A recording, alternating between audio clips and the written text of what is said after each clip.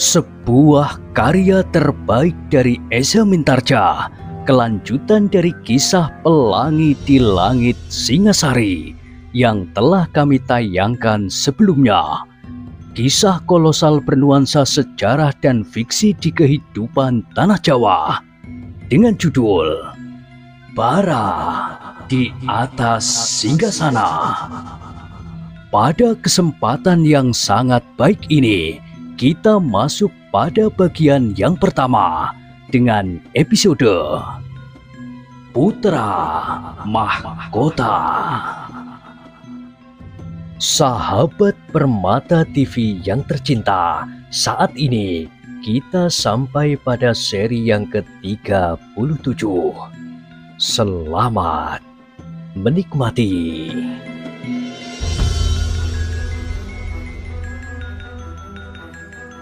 Pada kisah sebelumnya telah diceritakan, Mahesa Agni tidak menjawab, tetapi cara yang disebut oleh Sri Rajasa itu adalah cara yang berbahaya sekali. Dengan mudah sekali orang yang berada di atas dinding kota yang tebal itu dapat menyerang mereka yang sedang mencoba memanjat naik. Tetapi cara lain memang sulit sekali diketemukan. Masuk melalui gerbang adalah hampir tidak mungkin. Gerbang yang tidak terlampau lebar itu telah tersumbat oleh pertempuran yang sengit. Prajurit yang sudah terlanjur bertempur di mulut regol itu pasti tidak akan lagi dapat keluar. Ketika maju, mereka akan berhadapan dengan ujung senjata prajurit Kediri, sedang prajurit Singasari yang lain mendesak dari belakang. Sementara prajurit Kediri pun mempertahankan jalan masuk itu mati-matian. Akhirnya perintah Sri Rajasa pun segera mengumandang di seluruh medan dan segera pula ditanggapi oleh para senopati. Dengan cepatnya pasukan Singasari itu pun menebar dan berloncatan melekat dinding. Setiap jengkal seorang prajurit berdiri bertelekan pada dinding kota. Seorang kawannya yang lain memanjat di pundaknya dan kawan yang lain lagi harus meloncat pula naik. Kalau prajurit yang paling bawah merasa terlampau berat, maka seorang yang lain membantunya menahan berat tubuh orang yang ada di atasnya. Orang yang ketiga sudah akan dapat meloncat dinding apabila ia dapat mengatasi serangan yang datang bertubi-tubi dari para prajurit Kediri yang berada di atas dinding. Sehingga karena itulah, maka orang ketiga yang akan naik adalah para prajurit yang mengenakan perisai atau yang bersenjata tombak panjang. Sedang prajurit lain melindunginya dengan panah atau tombak-tombak pendek yang dilontarkan dari luar.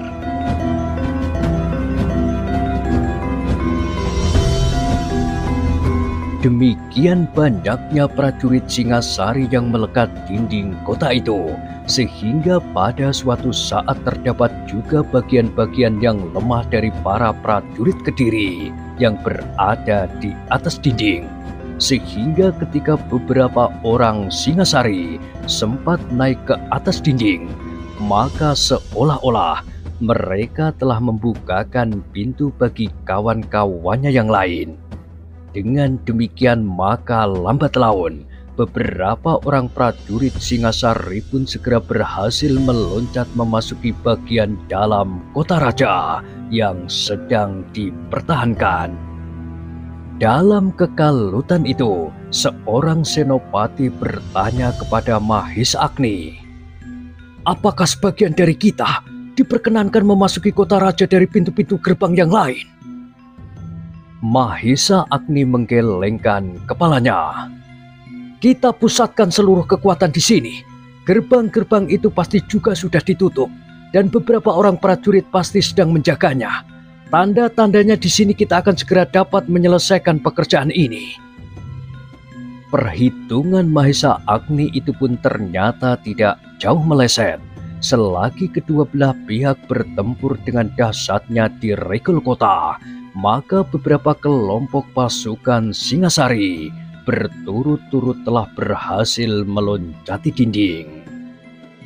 Ternyata bahwa beberapa kelompok prajurit itu mempunyai pengaruh yang besar bagi pertempuran yang terjadi di Mulut Regol. Kehadiran pasukan Singasari dari arah samping telah mengejutkan prajurit-prajurit Kediri yang berada di dalam dinding. Dengan demikian maka pertempuran pun menjadi semakin meluas. Pasukan Kediri tertarik untuk melawan prajurit Singasari yang masuk meloncati dinding, sehingga pertahanan di Mulut Regol pun menjadi semakin berkurang. Sedang prajurit Singasari yang memasuki dinding semakin lama menjadi semakin banyak.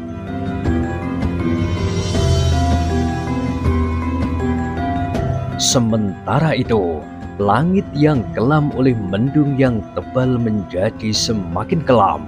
Sekali-sekali guntur meledak di langit, semakin lama menjadi semakin sering. Sementara matahari di balik mendung yang tebal itu pun merayap terus semakin ke arah barat. Sebenarnya lah bahwa pasukan Kediri yang terakhir itu pun tidak mampu lagi membendung pasukan Singasari. Kemenangan demi kemenangan membuat setiap prajurit Singasari menjadi semakin berbesar hati.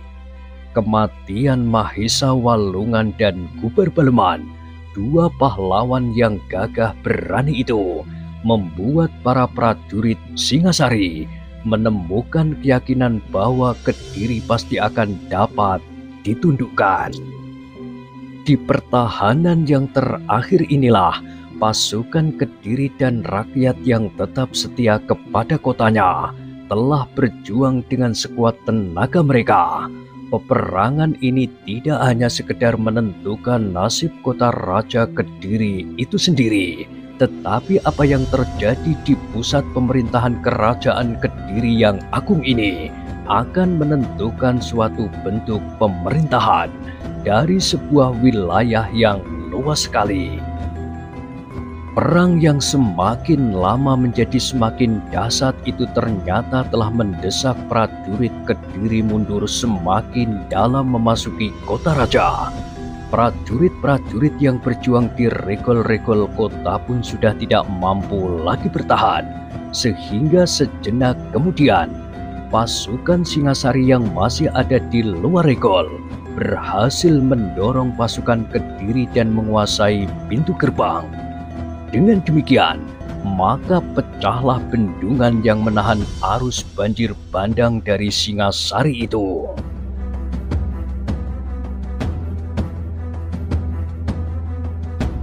Dengan demikian, maka medan perang kini telah berada di dalam kota. Sri Baginda Kertajaya sendirilah yang memimpin sisa-sisa dari pasukannya. Luka yang parah pada pasukannya telah membuat Sri Baginda Kertajaya menjadi semakin garang, seperti seekor harimau yang terluka di bagian tubuhnya sendiri.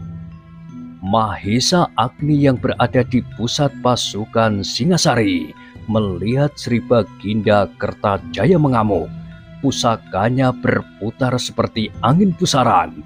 Setiap sentuhan dari ujung senjata itu pasti akan berakibat maut. Kemarahan Sri Baginda Kertajaya harus mendapat pelayanan, berkata Mahesa Agni di dalam hatinya. Kalau tidak, maka prajurit Singasari akan menjadi pusah basah. Tetapi ketika Mahesa Agni meloncat maju untuk menyongsong Sri Baginda Kertajaya, terasa punggungnya digamit seseorang. Ternyata Sri Rajasa Batara Sang Amurwa Bumi, dibayangi oleh songsong kebesarannya, telah siap pula maju melawan Sri Baginda di Kediri. Dada Mahesa Agni menjadi berdebar-debar. Di medan ini akan bertemu dua orang raja yang besar yang memiliki kelebihan yang sukar dicari tandingnya. Sri Baginda Kertajaya dan Sri Rajasa Batara Sang Amurwa Bumi. Apakah tuanku akan menghadapi Sri Baginda Kertajaya sendiri? Bertanya Mahesa Agni di luar sadarnya. Sri Rajasa menganggukkan kepalanya. Iya, aku akan melawannya. Menurut pendengaranku, Sri Baginda Kertajaya adalah seorang raja yang besar, yang sakti dan tidak ada duanya. Mahesa Agni tidak menjawab. Aku akan mencoba melawannya. Mahesa Agni masih tetap berdiam diri. Agni, desis Sri Rajasa kemudian. Kalau aku gagal, maka kau adalah orang yang paling terpercaya di seluruh Singasari. Kau adalah kakak permaisuriku. Karena itu, seandainya aku tidak dapat keluar dari peperangan ini karena Sri Baginda Kertajaya, maka kaulah yang wajib mengatur pemerintahan sampai Pangeran Pati dapat mengemudikan kerajaan. Siapakah Pangeran Pati itu? Bertanya Mahesa Agni. Bukankah aku sudah menentukan? Anusapati?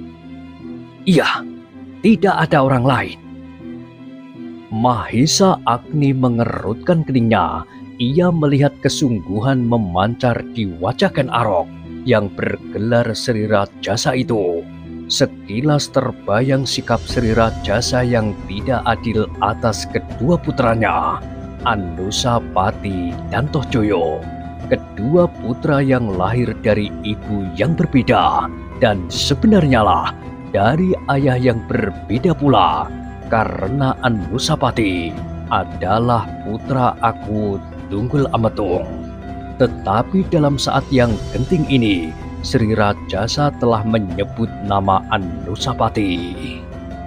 Sejenak Mahesa Agni diam sambil mengangguk-anggukkan kepalanya. Ia terperanjat ketika Sri Rajasa berkata, "Aku akan mulai." Oh, Mahesa Agni mengangkat wajahnya. Selama itu, pasukan Singasari berhasil mendesak terus, tetapi tidak seorang pun dari para senopati yang berani mendekati Sri Baginda Kertajaya seorang diri. Di dalam kelompok yang terdiri dari senopati pilihan, prajurit Singasari mencoba membendung kemarahan Sri Baginda Kertajaya, tetapi korban masih berjatuhan terus.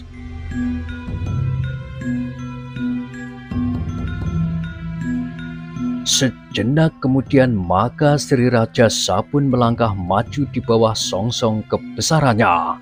Selangkah demi selangkah ditatapnya Sri Baginda Kertajaya yang mengamuk sebagai harimau luka.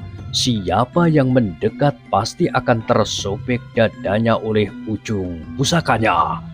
Tetapi Ken Arok tidak menjadi gentar. Sejak kecil ia sudah ditempa untuk menghadapi bermacam-macam bahaya. Sekilas terngiang di telinganya sebuah suara yang memancar dari ketiadaan selagi ia memanjat pohon tal ketika ia dikejar-kejar orang. Kalau memang aku akan binasa, binasalah aku saat itu. Tetapi yang agung masih melindungi aku, berkata Ken Arok di dalam hatinya. Meskipun pada saat itu ia tidak tahu sama sekali siapakah yang telah menunjukkan jalan pelepasan itu. Namun dari Empu Purwa ia mendengar untuk yang pertama kali bahwa yang agung adalah sumber dari segala bentuk kehidupan.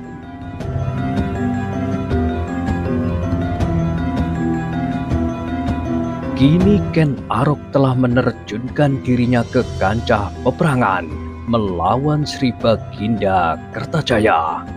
Para prajurit dan senopati seakan-akan telah menyibak ketika mereka melihat Sri Rajasa sendiri maju menghadapi Sri Baginda Kertajaya. Sehingga di sekitar mereka berdua, para prajurit seakan-akan tidak sempat lagi untuk saling bertempur. Mereka menjadi terengah-engah melihat kedua raja besar itu bertemu di peperangan. Dalam kancah peperangan yang riuh itu, di mana pasukan Singasari berhasil mendesak pasukan Kediri yang parah, maka kedua rajanya sedang berhadapan untuk menentukan siapakah di antara mereka yang akan menguasai telatah yang besar ini. Telatah yang sampai saat itu masih bernama Kerajaan Kediri. Kerajaan yang diperintah oleh seorang maharaja yang bernama Kertajaya. Sejenak kedua raja itu saling berhadapan, tetapi mereka agaknya tidak perlu untuk saling bertanya, karena mereka masing-masing telah mengetahui dengan siapa mereka berhadapan. Dengan demikian maka keduanya segera menggerakkan senjata masing-masing. Sri Baginda Kertajaya dengan pusakanya, sebatang tombak, dan Sri Rajasa mempergunakan sehelai pedang dan sebuah perisai kecil memanjang, terbuat dari kepingan baja yang tipis. Sejenak kemudian keduanya telah terlibat dalam perang yang dahsyat. Senjata mereka saling beradu, memancarkan bunga api di udara. Sedang guntur di langit masih juga meledak-ledak tiada hentinya. Selagi keduanya terlibat dalam perang tanding yang dahsyat itu, maka pasukan Singasari berhasil mendesak pasukan Kediri, sehingga mereka perlahan-lahan semakin terdesak mundur ke dalam kota. Karena itulah, maka Sri Baginda Kertajaya pun kadang-kadang terganggu pula karenanya. Meskipun gerakan maju pasukan Singasari masih juga tidak dapat secepat di saat-saat pasukan Kediri kehilangan Gubar Baleman setelah mereka kehilangan Mahesa Walungan. Namun untuk dapat bertahan di dalam kota agaknya akan terlampau sulit.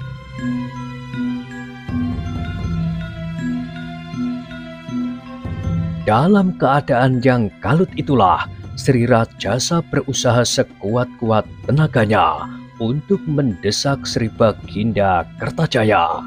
Namun ternyata Sri Baginda Kertajaya memiliki kemampuan yang lebih matang dari Mahesa Walungan.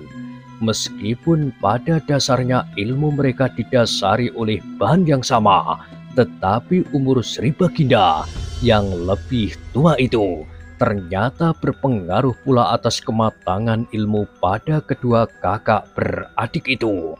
Itulah sebabnya, maka menghadapi Sri Baginda Kertajaya, Sri Rajasa mengalami beberapa kesulitan.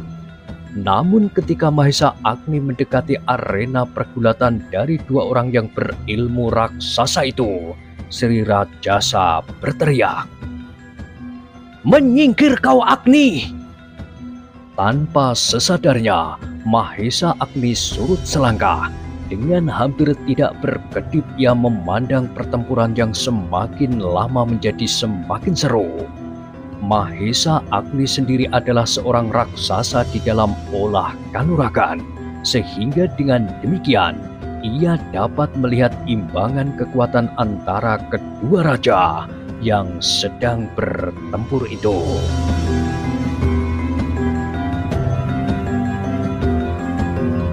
Dalam pada itu, maka pertempuran antara kedua belah pihak semakin dahsyat pula. Prajurit Singasari mendesak lawannya semakin jauh. Dengan demikian maka timbullah jarak antara prajurit-prajurit Kediri itu dengan rajanya pula. Sehingga pada suatu saat Sri Baginda Kertajaya itu pun terpisahlah dari para prajuritnya. Beberapa orang senopati yang tetap berusaha mengitari Sri Baginda, seorang demi seorang telah tersingkir. Bahkan penongsong Sri Baginda Kertajaya pun telah menjadi terluka parah dan tidak mampu lagi untuk tetap mengangkat payung pusaka Sri Baginda. Dengan tenaganya yang terakhir, penongsong itu telah mencoba menancapkan tangkai bendera itu di tanah. Kemudian perlahan-lahan ia jatuh terduduk. Tanpa disadarinya, kini Sri Baginda Kertajaya telah terkepung di dalam lingkungan pasukan Singasari. Namun demikian Sri Baginda Kertajaya sama sekali tidak menjadi berkecil hati. Dengan tekad yang bulat ia tetap bertempur dengan gigihnya yang masih tetap mendampinginya meskipun tubuhnya telah basah oleh darah. Adalah Senopati Kediri yang memanggul panji-panji yang terikat pada sebuah tunggul yang bernama Kiai Gajah. Ketika Sri Rajasa melihat bahwa lawannya telah terpisah dari pasukannya serta beberapa orang Senopati Singasari telah mengepung arena, maka Sri Rajasa itu pun kemudian berteriak, "Jangan ganggu kami! Kami akan menyelesaikan peperangan ini sebagai laki-laki."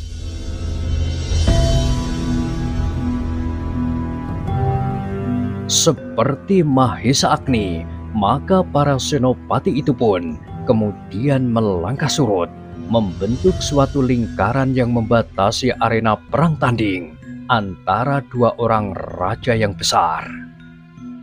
Ketika Sri Baginda Kertajaya menyadari keadaannya, maka ia pun kemudian berkata, "Kau memang seorang raja yang besar dan jantan. Dengan sebuah perintah yang pendek, maka senopatimu dapat beramai-ramai membunuhku. Tetapi kau bermaksud untuk menyelesaikan pertempuran ini dengan perang tanding." "Ya," sahut Sri Rajasa, "aku ingin menyelesaikan pertempuran ini dengan perang tanding, apapun yang akan mengakhirinya." Tantangan Sri Rajasa itu telah membuat dada Mahesa Agni menjadi berdebar-debar. Ia sebagai seorang yang memiliki ilmu yang hampir mumpuni itu pun dapat menilai bahwa Sri Rajasa memang berada di dalam kesulitan. Meskipun demikian, Mahesa Agni masih belum dapat mengatakan bahwa Sri Rajasa akan dapat dikalahkan oleh Sri Baginda Kertajaya. Perang yang berkecamuk antara prajurit Kediri dan prajurit Singasari masih berlangsung terus. Prajurit Kediri semakin jauh terdesak masuk ke dalam kota. Sementara itu, prajurit Kediri menjadi cemas ketika mereka menyadari bahwa Sri Baginda Kertajaya tidak mau menarik diri bersama pasukan yang bergerak mundur itu. Beberapa orang senopati Kediri yang setia segera berusaha menembus jaringan gelar pasukan Singasari. Tetapi sampai orang yang terakhir, mereka tidak dapat mencapai Sri Baginda Kertajaya.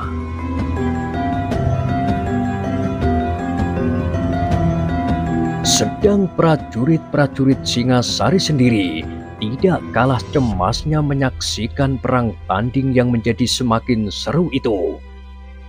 Namun setiap senopati Singasari yang sempat menyaksikan perang tanding itu merasa bahwa kemampuan ilmu Sri Baginda Kertajaya agak lebih tinggi dari Sri Rajasa.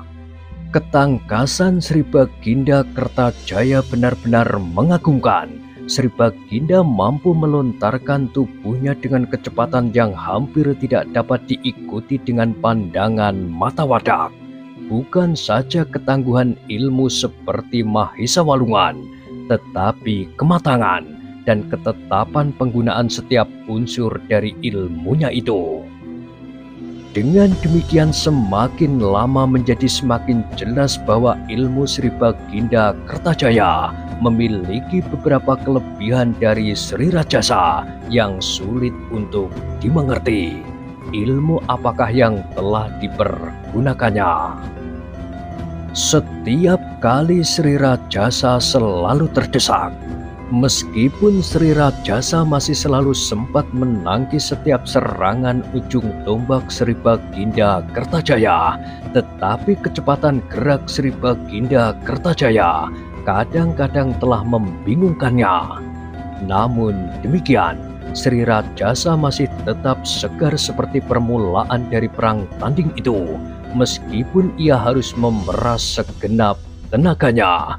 Tetapi tenaganya sama sekali tidak menjadi susut.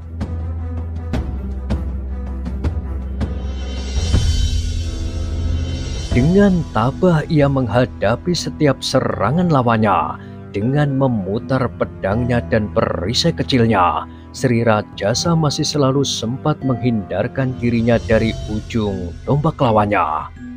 Dalam pada itu, Sri Baginda Kertajaya menjadi heran. Menurut perhitungannya, setiap kali Sri Rajasa kehilangan kesempatan untuk menghindar atau menangkis serangannya, karena geraknya yang cepat tidak dapat diikuti oleh lawannya. Tetapi apabila Sri Baginda Kertajaya hampir memastikan bahwa serangannya akan berhasil menembus dada Sri Rajasa, tiba-tiba saja ujung tombaknya itu telah menyentuh perisai lawannya atau tersentuh oleh pedangnya ke samping. "Aku tidak mengerti. Ilmu apakah yang dipergunakannya?" desis Sri Baginda Kertajaya.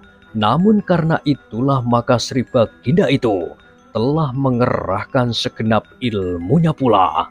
Apalagi ketika ia sadar bahwa ia tidak lagi berada di dalam lingkungan prajuritnya yang telah terdesak semakin jauh.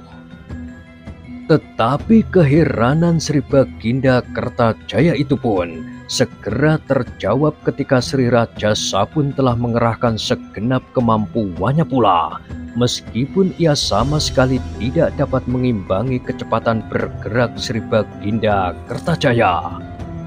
Ketika Sri Rajasa sudah sampai pada puncak pengerahan kekuatan lahir dan batinnya, tanpa disadarinya sendiri, maka Sri Baginda Kertajaya pun terkejut.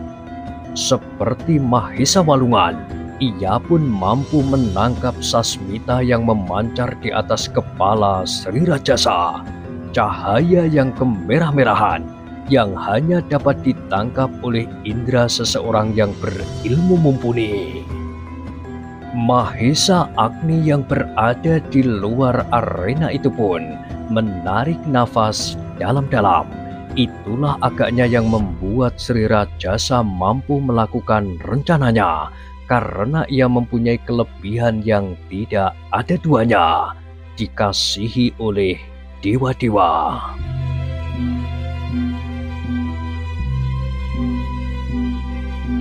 Demikianlah, maka pertempuran itu pun menjadi semakin seru. Tetapi juga seperti Mahesa Walungan itu, Sri Baginda Kertajaya telah pasrah akan nasibnya kepada Yang Maha Agung. Tetapi ia sama sekali tidak menyesal seandainya ia tidak dapat keluar lagi dari perang tanding ini. Bahkan ada sepercik kebanggaan yang menyentuh perasaannya bahwa dewa-dewa sendirilah yang telah mengatur akhir dari hidupnya. Namun demikian Sri Baginda Kertajaya tidak menjadi kendor. Ia masih bertempur dengan sekuat tenaga. Di saat terakhir ia berkeinginan untuk melihat apakah yang ada di dalam diri Sri Rajasa itu selanjutnya. Para senopati yang tidak mempunyai indera setajam Sri Baginda Kertajaya dan Mahesa Agni tidak dapat melihat cahaya yang kemerah-merahan itu. Karena itu, mereka pun menjadi semakin cemas bahwa Sri Rajasa seakan-akan menjadi semakin terdesak.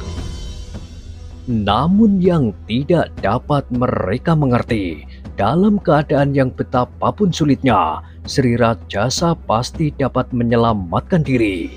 Seolah-olah mereka telah menyaksikan peristiwa yang tidak mungkin dapat terjadi. Tetapi yang tidak mungkin itu ternyata benar-benar telah mereka lihat.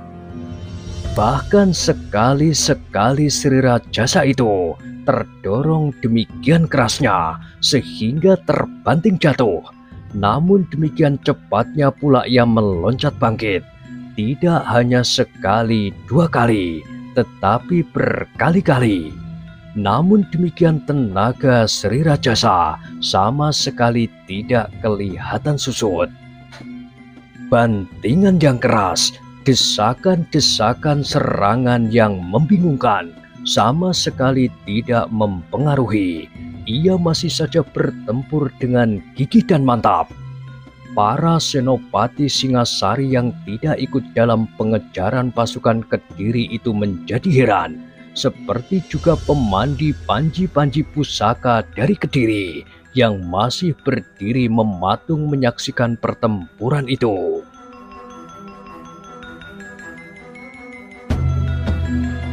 Sejenak kemudian justru Sri Baginda Kertajayalah yang tampak menjadi lelah. Keringatnya telah terperas dari seluruh wadah kulitnya dan nafasnya pun telah mulai menjadi semakin cepat mengalir. Perang tanding itu memang hampir tidak dapat masuk di akal setiap orang yang menyaksikannya. Meskipun demikian, mereka tidak dapat mengingkari kenyataan itu. Semakin lama Sri Baginda Kertajayalah yang justru kehilangan sebagian dari tenaganya. Namun Sri Baginda Kertajaya pun sama sekali tidak menjadi cemas. Ia menyadari dengan siapa ia berhadapan. Apapun yang akan terjadi atasnya adalah kehendak dari Yang Maha Agung.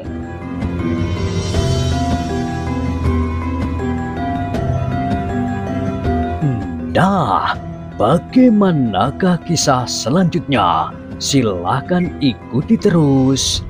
Kisah Bara di Atas Singgasana pada kesempatan berikutnya. Sampai jumpa.